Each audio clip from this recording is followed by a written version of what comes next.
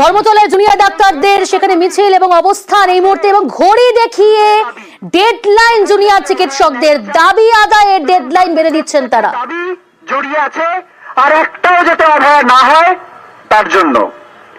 সেখানে কি কি রয়েছে? সেফটি সিকিউরিটি প্রশ্নে আমাদের কিছু সুনির্দিষ্ট দাবি আছে। আজকে সুপ্রিম কোর্টে রাজ্য সরকারের আইনজীবী তারা বলছেন যে 26% না কি কাজ হয়েছে, সিসিটিভি বসানো, বাথরুম তৈরি করা, রেস্টরুম তৈরি করা। আমরা যারা কার্যত প্র্যাকটিক্যালি গ্রাউন্ডে কাজ করছি, একটা দুটো কলেজ বাদ দিয়ে 26 কেন 6% কাজ হয়নি, 6% কাজ হয়নি। আমরা দেখেছি স্বাস্থ্য ভবনের সামনে যখন আমরা বসেছিলাম তখন তার 9 নম্বর দিনে আমাদের সার্ভাইলেন্স করার জন্য রাতারাতি 30টা সিসিটিভি বসতে পেরেছিল। কিন্তু এতদিন আন্দোলন হওয়ার পরে, এতদিন আন্দোলন চলার পরেও, সুপ্রিম কোর্টের নির্দেশের পরেও এই সামান্য কাজটুকু এগোলো না। দ্বিতীয় কি দাবি আমরা করেছিলাম?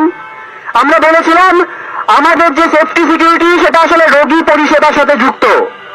রোগী পরিষেবা যদি উন্নতি করতে হয়, রোগী পরিষেবা যদি উন্নত করা যায়, সেন্ট্রাল রেফারেল সিস্টেমের মাধ্যমে রোগীর রেফারেল সিস্টেম যাতে ঠিক করা হয়, হয়রানি দূর করা যায়, অ্যাক্টিভ বেড স্ট্যাটাস যাতে তারা দেখতে পান, তাহলে তাদের রাগ অনেক কমবে।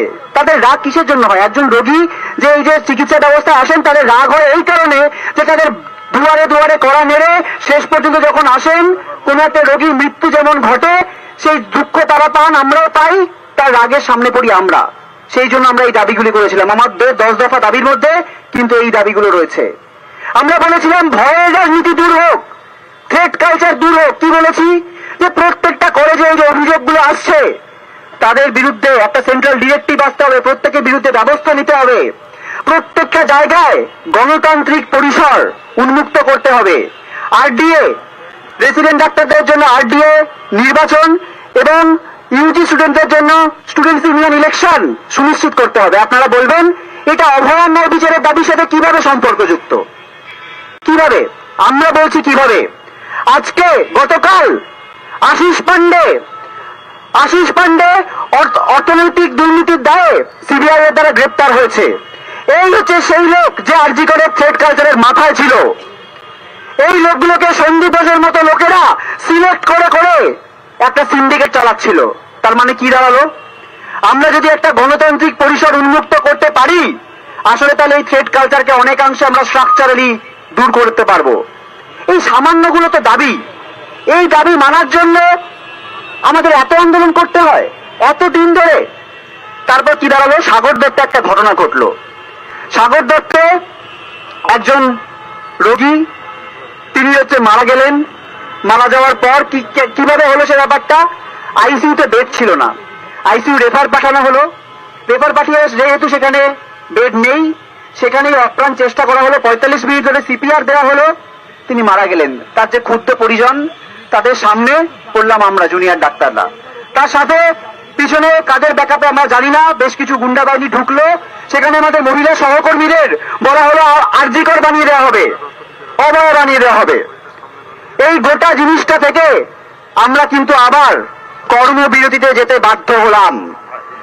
অথচ সুপ্রিম কোর্টে কি বলা হলো?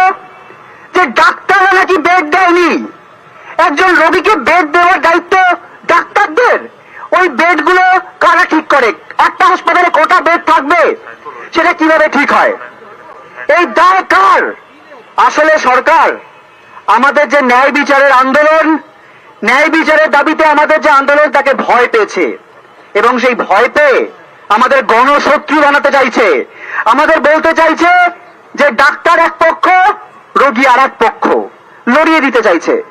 আমরা স্পষ্ট জানাতে চাই যে অভয়ার ন্যায় বিচারের দাবিতে যারা রাস্তায় রয়েছি, সেটা ডাক্তার, সেটা জুনিয়র হোক, সিনিয়র হোক, নার্স, স্বাস্থ্যকর্মী, রোগী, রোগী পরিজন, প্রত্যেকটা মানুষ সবাই আসলে একটা পক্ষ, অভয়া পক্ষ।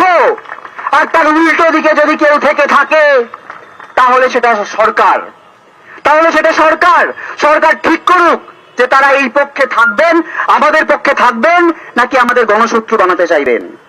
আমরা আজকে এখান থেকে যে কর্মসূচির কথা ঘোষণা করেছি সেটা এবার আমাদের জানিয়ে দিতে চাই।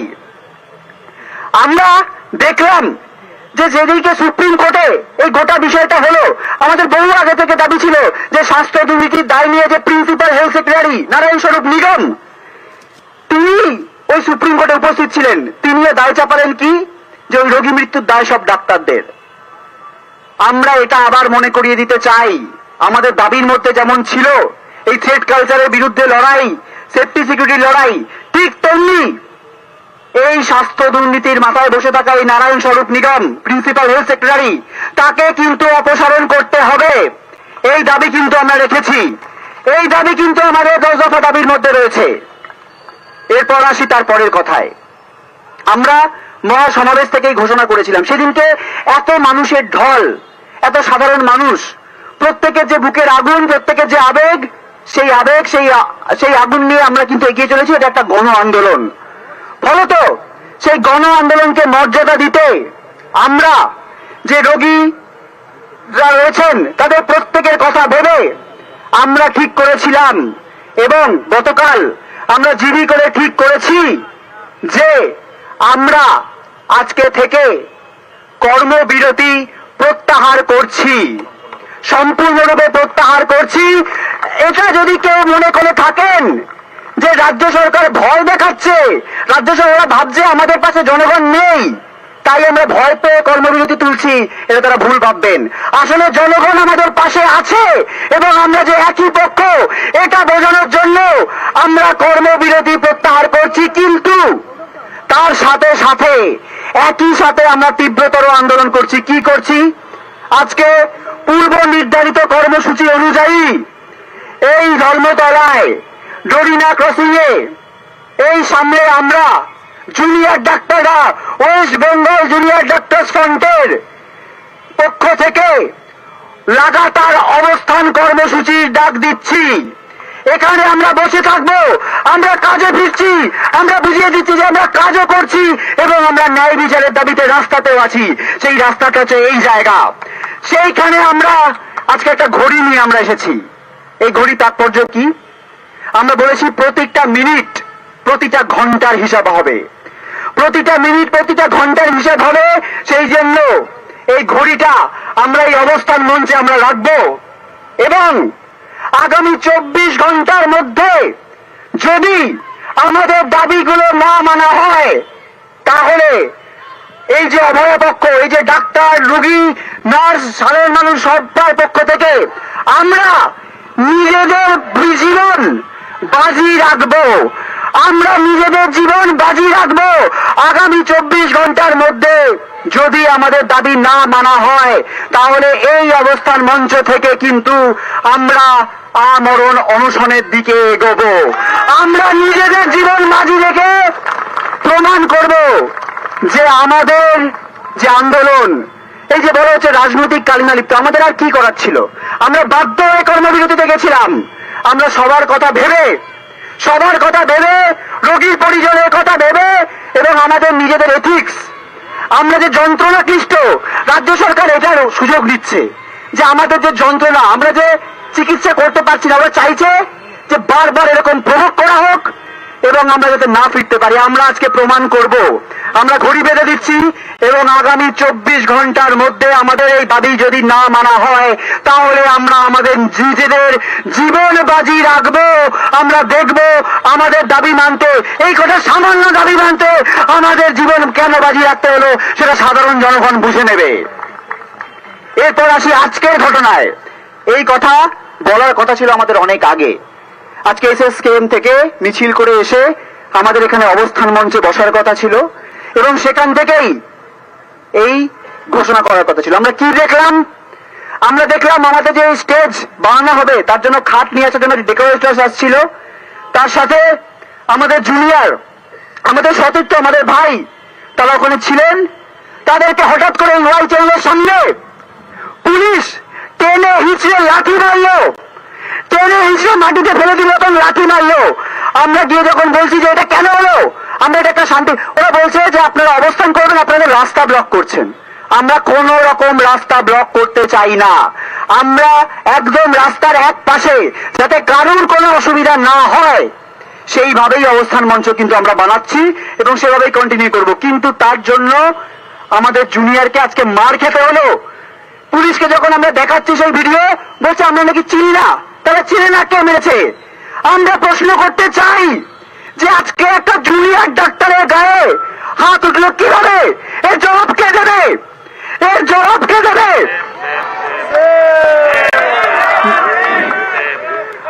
আমরা ঠিক যেমন আমাদের দোষ দফা দাবি নিয়ে যেমন অবস্থানে বসছি, গড়ি বেঁধে নিচ্ছি, প্রয়োজনে নিজের জীবন বাজি রাখছি, তার সাথে সাথে অবিলম্বে নিঃশর্ত ক্ষমা চাইতে হবে। আমাদের জুনিয়রের গায়ে হাত উঠেছে, এটা আমরা কিন্তু ছেড়ে দেব না। নিঃশর্ত আমাদের যখন বলা হচ্ছে, ওরা কি বলছে যে আমাদের একটা লিখিত অভিযোগ দিন, একটা লিখিত অভিযোগ দিন যে আপনাদের সাথে যে এরকম ঘটেছে আমরা তো কই জানি না, একটা লিখিত অভিযোগ দিন। আমাদের চোখের সামনে এই ঘটনা ঘটেছে, আমরা ভিডিও দেখেছি, আমরা লিখিত হয়তো জানাবো, কিন্তু এইটুকু সদিচ্ছা নেই। এইটুকু সদিচ্ছা, এইটুকু ওরা বলতে পারছেন না যে যে ঘটনা জুনিয়র ডাক্তারের সাথে হয়েছে সেটা ভুল হয়েছে। এইটুকু ক্ষমা চাওয়ার সিদ্ধারা তাদের নেই। যে সিদ্ধারাটা আমরা লালবাজারে দিয়ে এসেছিলাম সেটা কি তারা ফেলে দিয়েছেন? সেটা কি তারা বিক্রি করে দিয়েছেন? সেই সিদ্ধারাগুলো কি তারা আবর্জনা স্তূপে ফেলে দিয়েছেন? আমরা কিন্তু আমাদের সিদ্ধারার জোর দেখাবো এবং এই যে আন্দোলনের কথা বললাম সেই আন্দোলন চালাবো। তার সাথে আরো কিছু কথা আমরা বলে রেখেছিলাম। এই যে আন্দোলন তীব্রতর হবে তার সাথে সাথে আমরা কিন্তু এটাও বলেছিলাম যে সিবিআই এর প্রতিও কিন্তু আমাদের এই আন্দোলনের মধ্যে দিয়ে আমরা চাপ সৃষ্টি করতে চাইছি। আমরা মনে করি গতকাল এই যে গ্রেপ্তার হয়েছে আশিস পান্ডে, সেটা আসলে আমরা যে আন্দোলন চালিয়ে যেতে পারছি এই ঝাঁজের সাথে, আমরা ডাক্তাররা, সাধারণ মানুষ সবাই মিলে যে আন্দোলনটা চালাতে পারছি